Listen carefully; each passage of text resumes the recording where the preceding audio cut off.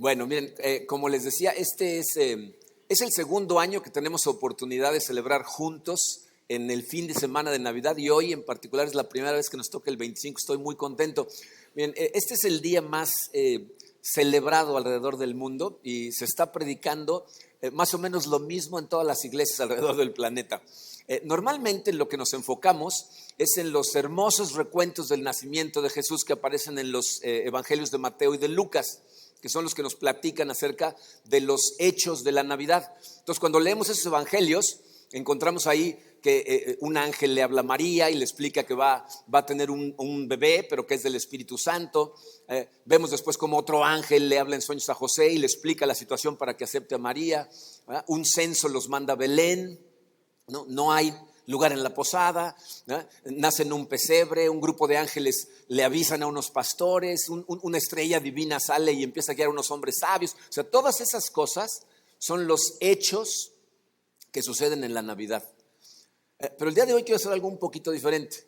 Dice, nos vamos a enfocar en el Evangelio de Juan.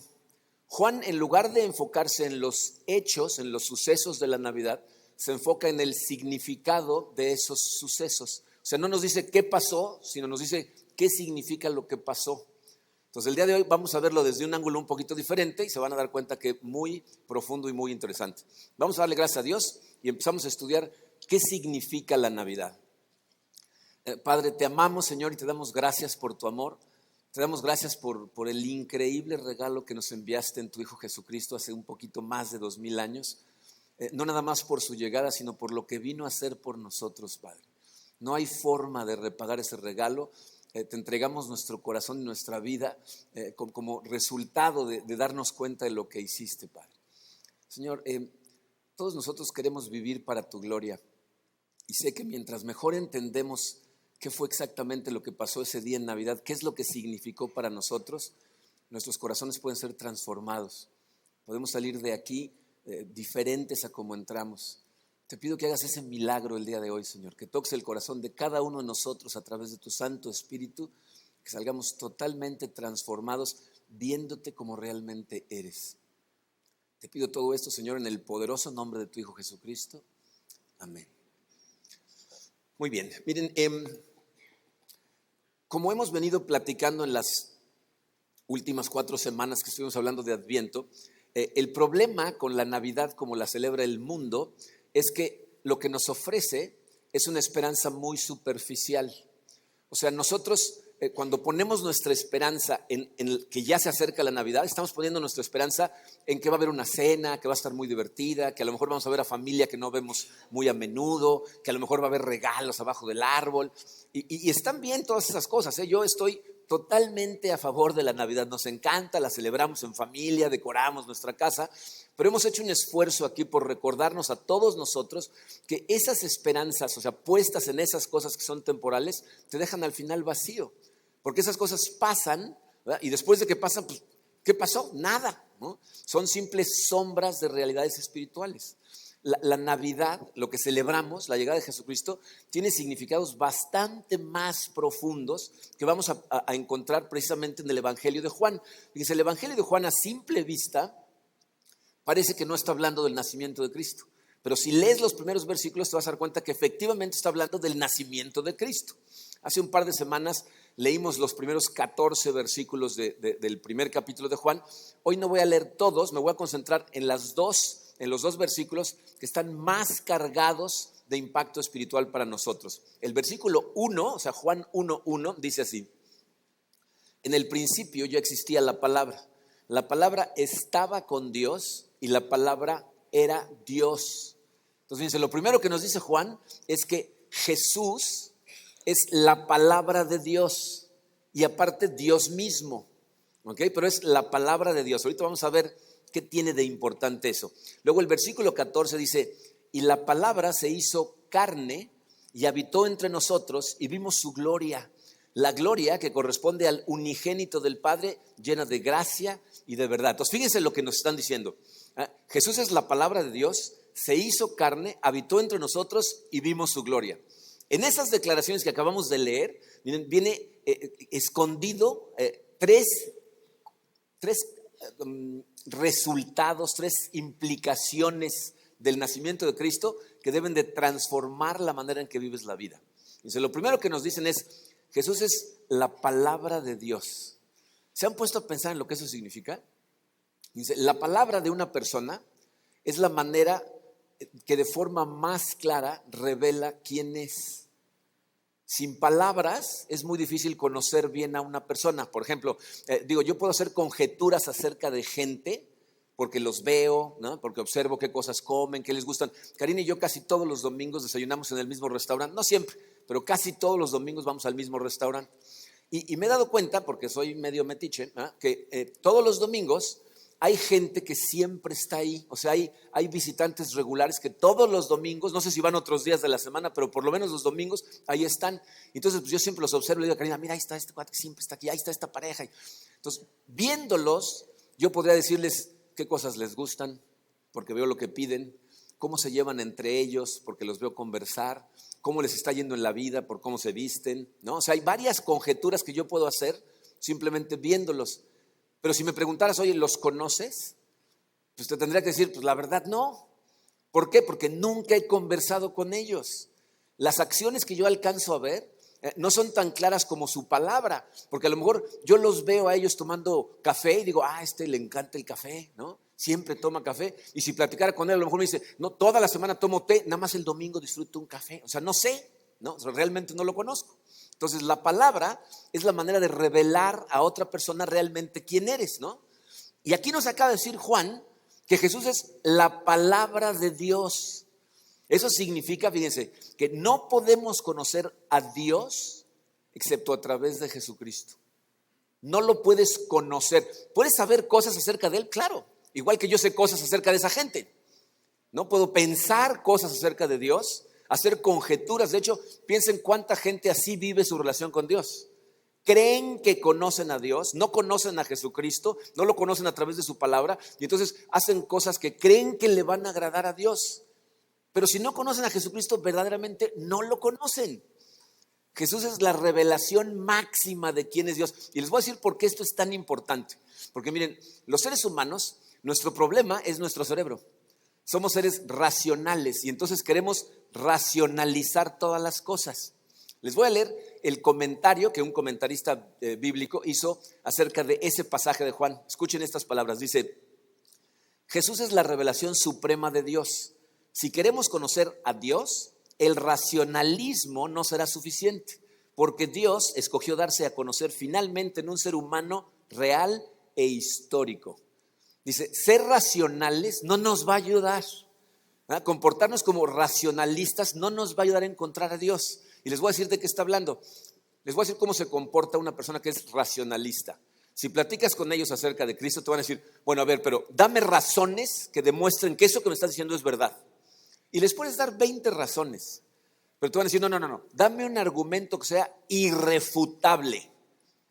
Algo que no se pueda refutar, que me demuestre que eso es verdad. Cuando alguien te pide un argumento así, ya se metió en un problema él y ya te metió en un problema a ti. Porque la verdad del comportamiento del ser humano es que no existen argumentos irrefutables. Todos los argumentos son refutables por una simple razón. Los argumentos que yo te doy a ti están basados en mi comprensión de las cosas, en mi habilidad de entender y discernir las cosas. Entonces yo te trato de explicar a ti, pero tú entiendes y disciernes de otra manera. Entonces va a ser imposible que te convenza de mis argumentos, los vas a poder refutar. Les doy un ejemplo muy tonto para que vean cómo funciona esto. Imagínate que estás platicando con una persona, un amigo tuyo, y te dice, me acabo de dar cuenta que ya estoy muerto. Y tú le dices, ¿perdón? Sí, ya me morí. Dice, ¿Cómo que estás muerto? Si estamos hablando, no, pero estoy muerto. Ya no siento que estoy vivo, ya me morí. Entonces tú le dices, no, estás vivo. Tú dices, a ver, demuéstrame que estoy vivo.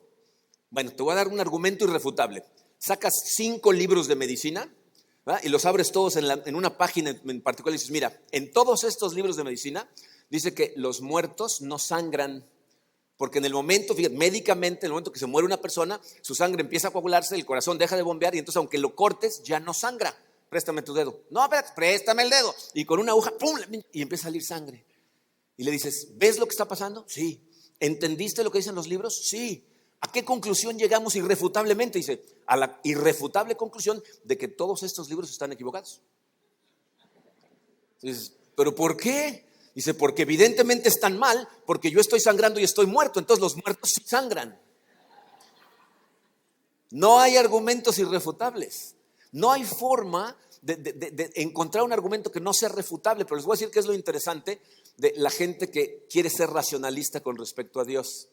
Si tú les preguntas a ellos, bueno, ¿por qué tienes tantas dudas? ¿Qué te causa tanto problema? Te van a dar una lista de razones y una lista de creencias para las cuales no tienen argumentos irrefutables tampoco ellos. ¿Por qué? Porque no hay argumentos irrefutables. Pero entonces fíjense lo que nos dice este texto. Dios, sabiendo que no hay argumentos irrefutables, lo que nos mandó es una forma de hablar que sí era irrefutable. En otras palabras, dice su programa, Dios no nos dio un argumento irrefutable, nos dio una persona irrefutable. Nos mandó a una persona irrefutable. Les voy a decir de qué estoy hablando. ¿Saben qué significa, o más bien, cómo se dice palabra en griego? Se dice logos. Cuando dice la palabra se hizo carne, lo que está diciendo es el logos se hizo carne. Logos es donde proviene nuestra palabra lógica.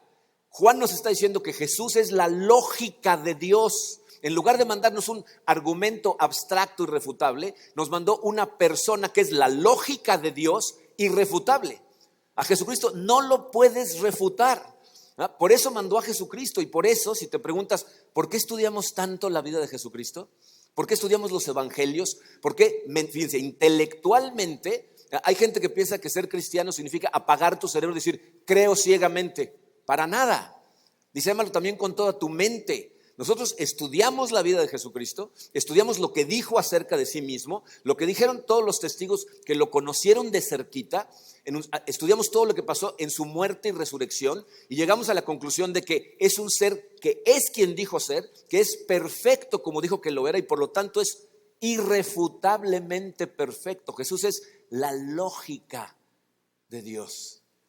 Yo no sé en qué situación te encuentras con respecto a Cristo, pero si tienes dudas, te puedo asegurar una cosa. Si tú vas a los evangelios a estudiarlos con una mente abierta, buscando la verdad, no buscando argumentos irrefutables, sino tratando de conocer al Jesucristo de la Biblia, vas a encontrar que Jesús es una persona irrefutable. Y si tienes esas dudas, mi pregunta para ti sería, ¿has hecho eso?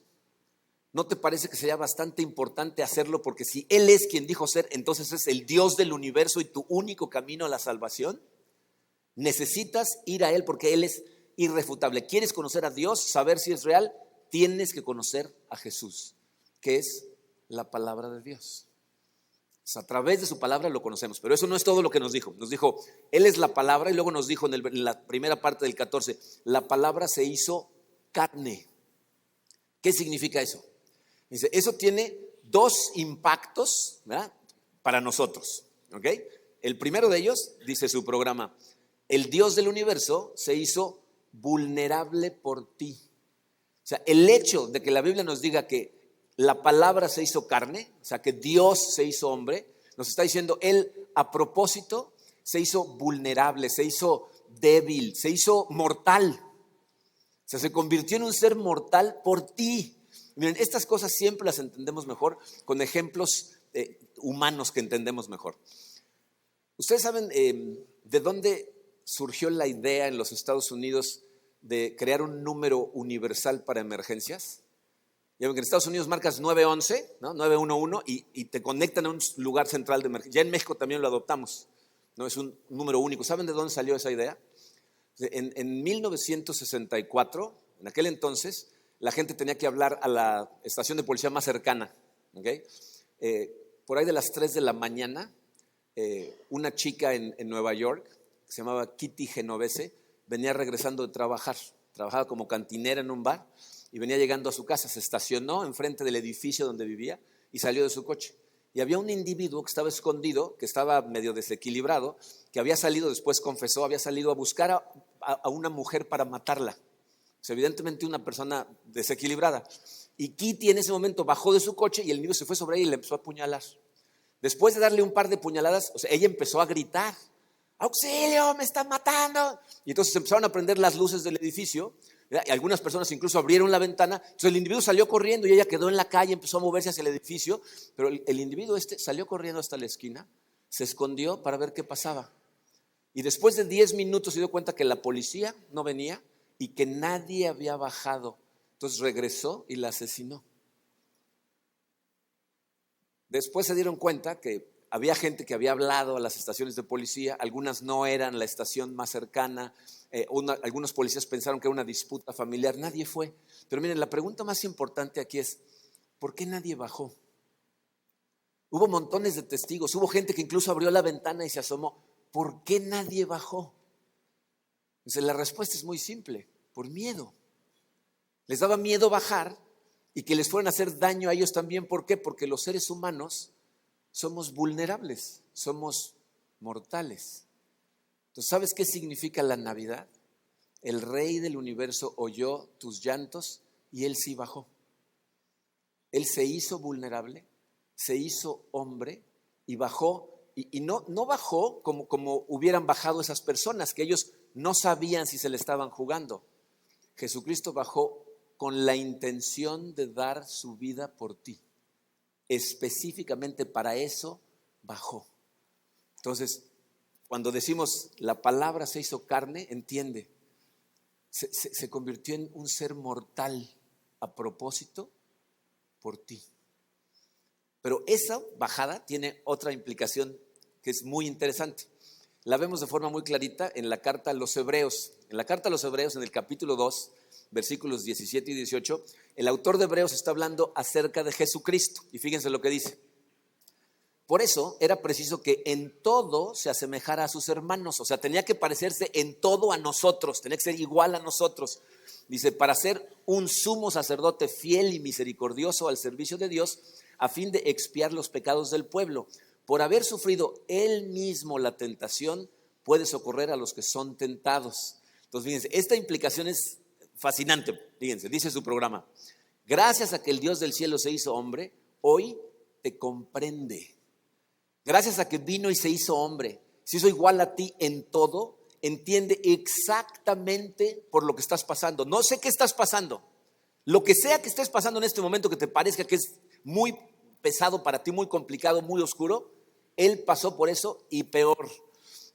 Hace unas semanas estudiamos el capítulo 9 del profeta Isaías, no sé si recuerdan, en donde Isaías está profetizando la llegada de Jesús y dice, nos ha nacido un niño. Y dice, se le va a conocer con estos nombres. Y dice varios nombres, ¿se acuerdan? Dios fuerte, príncipe de paz. Pero ¿se acuerdan cuál es el primer nombre que le da?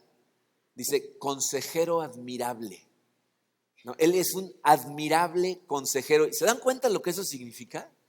Aquí en nuestra iglesia tenemos a muchos consejeros. Hay gente que viene con ciertas situaciones y nos dice, necesito ayuda, ¿no? Y dependiendo de su situación, lo mandamos con un consejero o lo mandamos con otro. ¿Saben de qué depende eso? ¿Saben quiénes hacen los mejores consejeros? La gente que ha pasado por una situación complicada, se ha tomado de la mano de Dios, ha salido del otro lado, fortalecido, aprende el camino y entonces está en la mejor posición para ayudar a alguien que está pasando por lo que él pasó. Esos son los mejores consejeros. La gente que te puede decir con sinceridad, yo sé exactamente cómo te sientes. Yo estuve ahí. Yo viví lo que tú estás viviendo. Cuando una persona que nunca ha vivido lo que tú estás viviendo dice, yo sé cómo te sientes, no, hasta te molesta. Tú entiendes, ven acá, acércate, no, tú vas a entender, ¿no? O sea, primero pasa por estas cosas, luego me dices que me comprendes. Pero cuando una persona ha vivido exactamente lo mismo que tú y te dice, yo sé cómo te sientes, yo me sentí igual y te voy a decir cómo me ayudó la palabra, cómo me ayudaron otras personas, cómo me ayudó Dios, esa persona te puede guiar. Bueno, Jesucristo es el consejero admirable, porque Él vino y vivió exactamente lo mismo que tú. Entonces, pregúntate, ¿qué estás pasando? ¿Estás pasando por hambre? Él pasó por ahí. ¿Tienes miedo? Él tuvo miedo. ¿Te sientes solo, abandonado, traicionado? ¿Sientes que alguien te está torturando? A lo mejor estás enfrentando la muerte. Por todo eso pasó Él. Cuando platico con la gente le digo, Él te entiende, tienes que confiar en Él, ve a Él con todo. Y miren, hay gente que su respuesta a eso es, yo ya fui a Él. Yo ya le pedí cosas, ignoró mi oración. No me quiso contestar como yo quería. Yo me siento que estoy abandonado. ¿Te das cuenta que el significado de la Navidad es que también entiende eso? Que también Él pasó por ahí. Él sabe lo que es que Dios te diga que no a una oración. ¿Se acuerdan en Getsemaní? ¿Cuál fue su oración? Si fuera posible salvar al mundo de cualquier otra forma, pero no me hagas pasar por este trago amargo. ¿Y qué dijo Dios? Este es el plan. Adelante. Y no en la cruz. Dijo, ¿por qué me has abandonado? ¿No se sintió abandonado por Dios? Él es tu consejero admirable. No importa qué estás atravesando, Él sabe cómo amarte, cómo confortarte, cómo guiarte a la fortaleza, cómo hacerte confiar en el plan perfecto de Dios, aunque lo que te esté pidiendo que atravieses no te guste. Él es el único que puede ser tu consejero admirable sin importar qué estés pasando. Gracias a la Navidad tenemos a un consejero admirable, porque pase lo que pase, Jesús ya estuvo ahí. Entonces mi pregunta para ti es, ¿haces eso? O sea, vas a Él en cada circunstancia y en vez de levantar el puño así, le dices, Señor, guíame, consólame, confórtame, dame luz, porque eso es lo que la Navidad significa. Tenemos a quien recurrir. Y el tercer punto que vamos a ver, miren, este es la verdad la cosa más maravillosa del mundo, es la parte en donde dice, y habitó entre nosotros, que es la continuación del 14, o sea, la carne se hizo hombre, pero luego dice, habitó entre nosotros. Hay algo que si estuviéramos leyendo esa partecita del versículo en griego, podríamos ver que no la podemos ver en español, porque la palabra que utilizó Juan para decir habitó, la palabra que usó no se puede traducir al español como verbo. Fíjense, Juan pudo haber utilizado un montón de palabras, pudo haber dicho vivió, moró, residió, acampó, ¿no? O sea, pudo haber dicho muchas cosas, pero en su lugar utilizó la palabra tabernáculo. Esa palabra no se puede traducir para decir vivió, y entonces pusieron habitó, pero la palabra literal es tabernáculo. Y por lo que sigue después, que ahorita lo vamos a ver, porque dice, y habitó entre nosotros y vimos su gloria, Juan está tratando de asegurarse que entiendas que está haciendo una referencia a Moisés. ¿No? Porque ¿qué le pasó a Moisés en el Antiguo Testamento? Si recuerdan, Moisés sube a la montaña a hablar con Dios, porque él subía a la montaña y entonces nubes y fuego, y no veía a Dios directamente, pero oía su voz. Y Moisés en un momento le dice, quiero verte, quiero conocerte mejor, quiero tener una relación más profunda, déjame ver tu gloria. ¿Se acuerdan qué le contesta a Dios? Le dice, no se puede. Si te dejo ver mi gloria, en ese momento caerías fulminado. Dice, pero esto es lo que vamos a hacer. Vamos a construir un tabernáculo. ¿Okay? Entonces le da instrucciones de cómo construir una campaña, una casa de campaña, en donde va a residir la gloria de Dios. Y le da instrucciones, entonces ahí van a estar los sacerdotes, ahí se van a hacer los sacrificios. Dice, pero mi gloria va a residir en un lugar central que se llama el lugar santísimo, que va a estar cerrado a todo el mundo porque mi gloria no la puede ver nadie. Está cerrada con un velo que es una cortina de cuero gruesísimo, y solamente una vez al año entraba un sacerdote y entraba bañado en la sangre de montones de sacrificio para que la gloria de Dios no lo eliminara. ¿Okay? Entonces le dice, no, tú no puedes ver mi gloria, vamos a crear un tabernáculo. ¿Okay? No puedes ver mi gloria. Pero aquí Juan nos está diciendo lo opuesto. Dice, Jesucristo bajó como tabernáculo y ahora nosotros podemos contemplar su gloria. ¿Qué significa eso? Fíjense, significan dos cosas muy importantes. Una es general, se aplica de la misma manera a todos, y la otra es muy específica. Se aplica a cada uno de nosotros de diferente manera. Fíjense, la general es esta, dice el programa. La Navidad significa el final de la religión como la habíamos conocido. Es el nacimiento de Jesús, y el hecho de que Juan nos diga que nació como tabernáculo, nos está diciendo, la religión como la conocíamos, desapareció.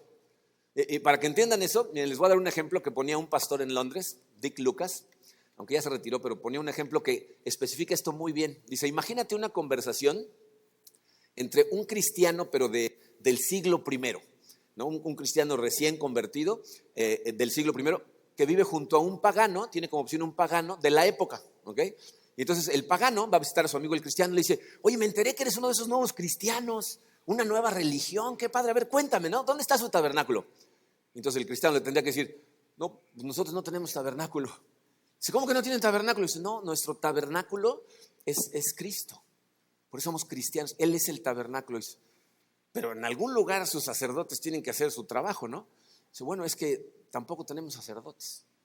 ¿Cómo que no tienen sacerdotes? No tenemos sacerdotes porque Cristo es nuestro sumo sacerdote. Él es quien está entre Dios y nosotros. No necesitamos a nadie más. Él es. Dice, ¿pero cómo? O sea, si no tienen sacerdotes, ¿quién hace los sacrificios? Porque sí saben que tienen que tener a los dioses contentos, ¿verdad? Tienen que hacer sacrificios, tienen que seguir rituales, tienen que obedecer las reglas. Dice, pues, ¿qué crees? Tampoco hacemos ya sacrificios. ¿Y por qué no hacen sacrificios?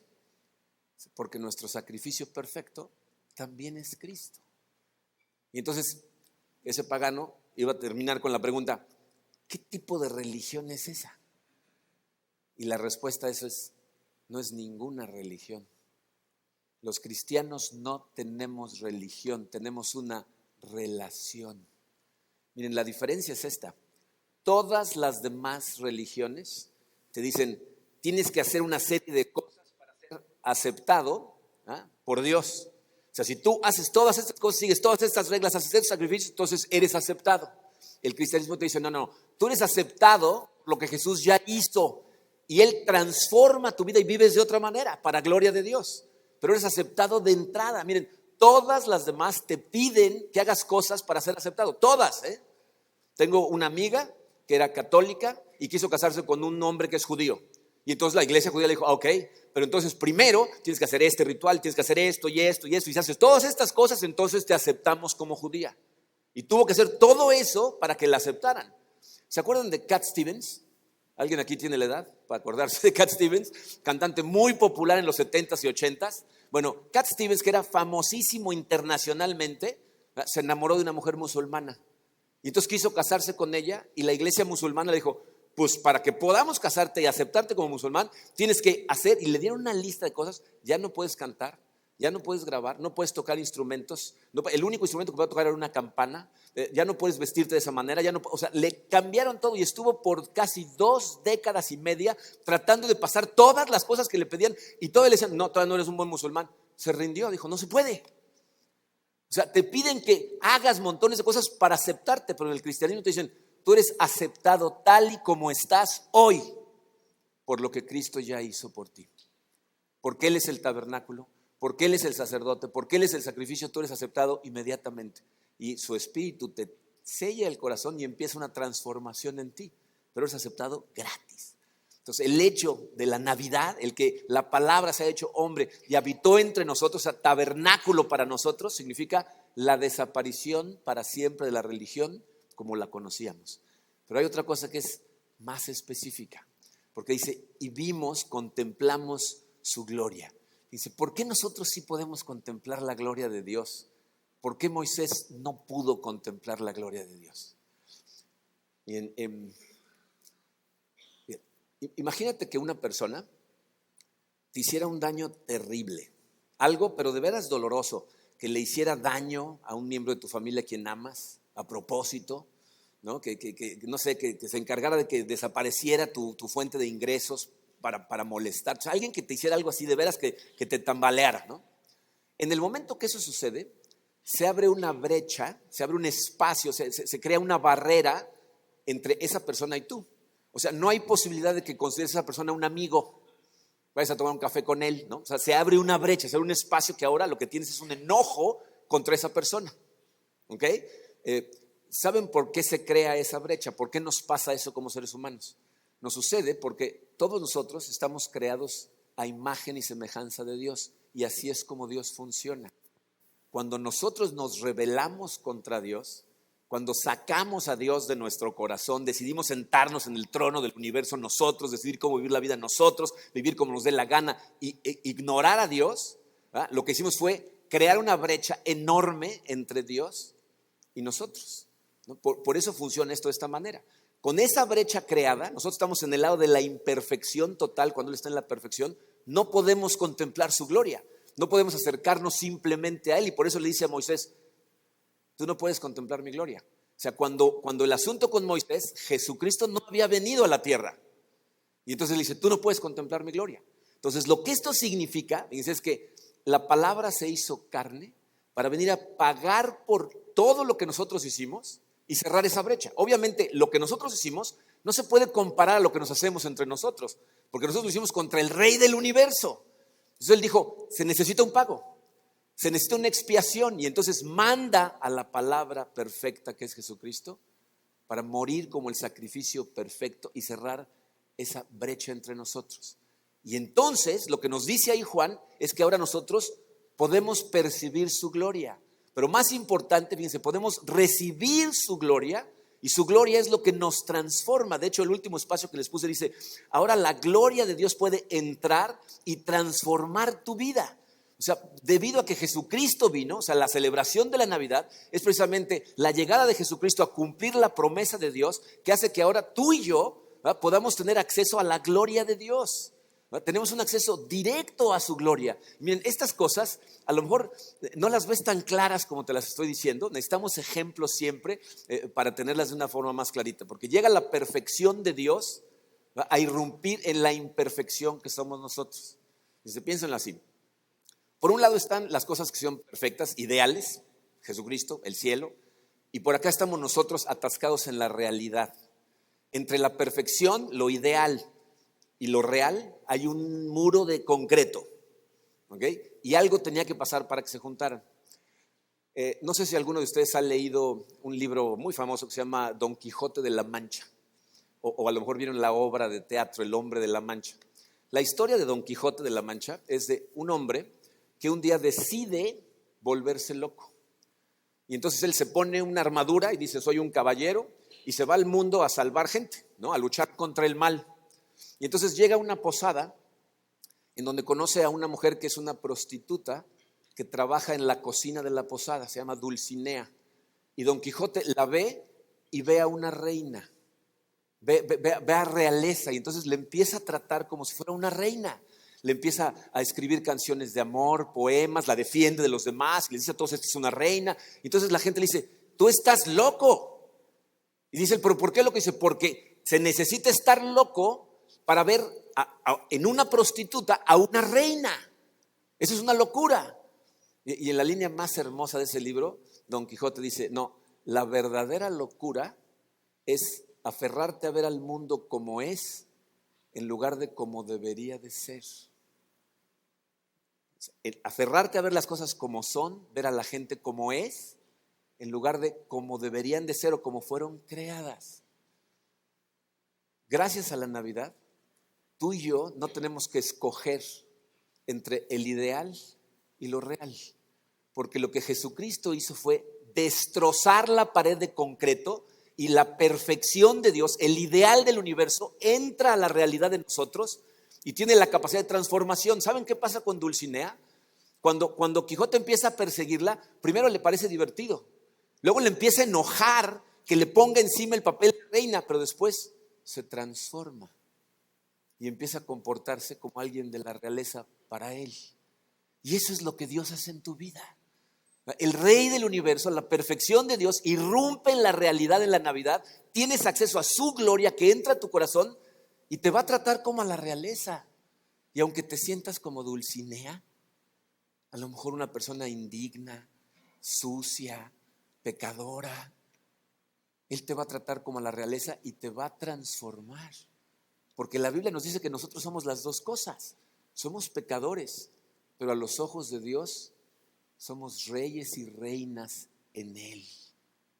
La Navidad significa la irrupción de la gloria de Dios a esta realidad a la que tú tienes acceso. Él es el Dios del universo. Es la palabra de Dios hecha hombre. Si eso es cierto, necesitamos perseguirlo con todo el corazón. Y entonces se convierte en nuestro admirable consejero. La persona que sin importar qué estamos enfrentando, Él tiene la solución, tiene la respuesta, tiene la guía, tiene el confort, tiene el amor. Y tenemos acceso a su gloria transformadora. Jamás te veas a ti mismo y pienses, esto nunca puede cambiar, porque la gloria de Dios puede transformar a cualquier Dulcinea en una reina. Ese es el significado de la Navidad. El acceso que tenemos al Rey del universo, que dio su vida por nosotros, se hizo vulnerable por nosotros para que pudiéramos verdaderamente vivir para su gloria. Vamos a darle gracias por ese regalo. Padre, estas cosas son tan profundas, tan increíbles, que a muchos de nosotros, Señor, nos cuesta trabajo el siquiera considerarlas. Y te pido, Señor, que en este día hagas un milagro en el corazón de todos los que estamos escuchando estas palabras. Que nos ayudes a entender, Señor, cómo tú eres la palabra de Dios. Tú eres la revelación suprema de Dios, que decidiste hacerte carne, decidiste hacerte vulnerable, hacerte mortal por cada uno de los que estamos aquí. Y gracias a que nos enviaste ese regalo, hoy tenemos la opción, cada uno de nosotros, Señor, de aceptarte, de invitarte a nuestras vidas, de dejar entrar tu gloria a nuestro corazón y empezar a ser transformados. Tú sabes cómo cada uno de los que estamos aquí nos sentimos, Señor. Sabes si nos sentimos perdidos, sucios, indignos, culpables, a lo mejor amargados. Y sabes, Señor, que eres lo único que puede sanar ese dolor en nuestro corazón. Te pido con todo el corazón, Señor, que entres al corazón de cada uno de nosotros el día de hoy y que hagas una transformación radical en nosotros. Que tu gloria empiece a hacer ese trabajo, Señor, y empecemos a vivir para tu gloria como los reyes y reinas que somos, tomados de tu mano y para tu gloria. Te lo pedimos, Señor, en el poderoso nombre de tu Hijo Jesucristo.